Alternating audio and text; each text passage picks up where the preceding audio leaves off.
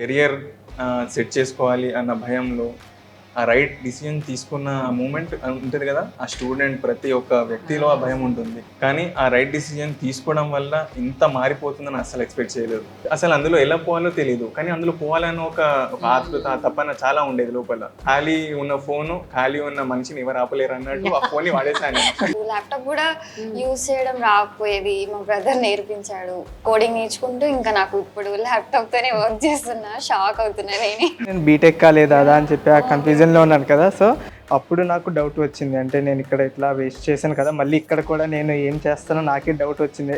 వాళ్ళు జాబ్ తెచ్చుకోగలనా, లేదంటే మళ్ళీ తక్కువ ప్యాకేజ్ వస్తుందా, ఎక్కువ ప్యాకేజ్ వస్తుందో, చాలా డౌట్ఫుల్తో వెళ్ళాను. కాలేజ్లో వాళ్ళు చెప్పింది సరిపోకపోదా, వాళ్ళు చెప్పిన దాని ఇంటర్వ్యూలో మళ్ళీ క్రాక్ చేయగలను లేదా అని చెప్పి ఈ అడిషనల్ సపోర్ట్ అనేది ముందుగా ఆలోచించుకొని తీసుకునేది చాలా రైట్ డెసిషన్.